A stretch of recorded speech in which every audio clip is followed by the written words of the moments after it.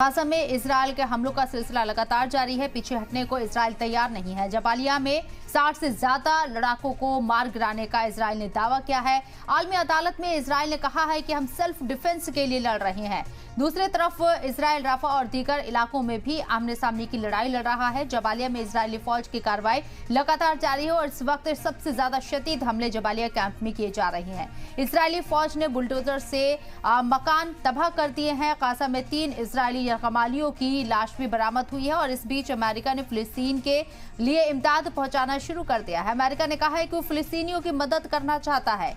एक तरफ जहां जंग मुसलसल 7 महीने से ज्यादा का वक्त बीत चुका है और जंग मुसलसल जारी है, अब जंग और भी ज्यादा खतरनाक होती हुई नजर आ रही है क्योंकि जबालिया कैंप में सबसे शदीद हमले इस वक्त किए जा रहे हैं।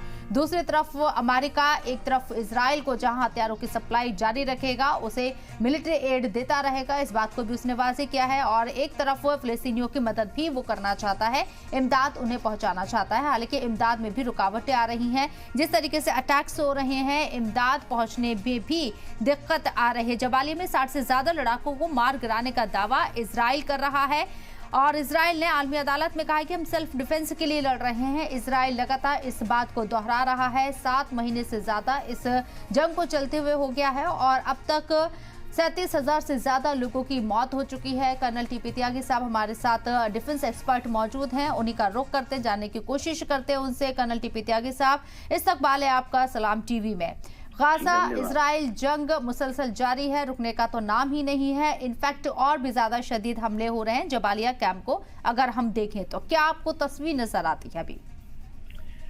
जी देखिए, मैं थोड़ा सा ये बताना चाहता हूँ कि 1971 की लड़ाई में जब हमने बांग्लादेश बनवा दिया था, उस समय तुरंत सीज फायर कर दिया गया वेस्टर्न फ्रंट पर और सब लोग ये चिल्ला रहे थे कि कुछ दिन और तो चलने देते, इस बलिदानी दौर को लगे हाथ निमटा ही देते पिंडी और लाहौर को। अभी आपने सांप को तो मारा लेकिन उसका फन छोड़ दिया, ये फिर तकलीफ देगा। और यही हाल इजराइल का भी है। वेस्ट एशिया के अंदर सबसे ज्यादा आतंकी संगठन, सबसे ज्यादा आतंकवाद, और वेस्ट एशिया के एक सिरे पर इजराइल और एक सिरे पर भारत, दोनों की एक जैसी आतंकवाद से जूझने की समस्याएं।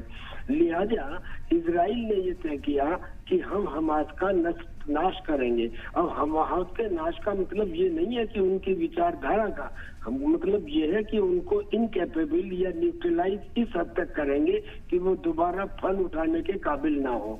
तो इस बात के ऊपर नेतन्याहू अड़े हुए हैं। अब अमेरिका लाख कुछ भी कर ले, लेकिन वो इजराइल का साथ नहीं छोड़ सकता, क्योंकि अमेरिका ने ही 1948 में इजराइल को यहाँ बसाया था, ये सोचकर कि मिडिल ईस्ट में जो ये तेल को पैदा करने वाले देश हैं, इन देशों में अमेरिका का प्रभुत्व और उसकी रेलिवेंस बनी रहे। अब वो ये भी कहना चाहता है कि हम फिलिस्तीनियों की मदद करते हैं। जब लैंड रूट्स लॉक्ड हो गए तो उन्होंने एक आर्टिफिशियल जेटी का, पियर का वहां पे बनाया और उसके थ्रू वो मदद पहुंचा रहे हैं, लेकिन उसका डिस्ट्रीब्यूशन कैसे होगा ये नहीं मालूम। यानी कि गाजा में स्थिति खराब बनी हुई है। इधर हमास दोबारा से रीग्रुप होके जबालिया कैंप हो या खान यूनिस हो, उन दोनों में अपना सर उठा रहा है और राफा में तो है ही। लिहाजा इजराइल ने इन तीनों जगह हमले जो है वो तेज कर दिए हैं। हालांकि वो ये कह रहा है कि वी आर मोर कॉशियस, हम ये देख रहे हैं कि सिविलियन कैजुअलिटीज कम से कम हो, पिन पॉइंट अटैक किए जा रहे हैं। लेकिन इसमें ये कहना, पूरी की पूरी तोहमत इजराइल पे लगा देना गलत होगा। जो इजराइल ने किया उसको कोई आदमी सपोर्ट नहीं कर रहा।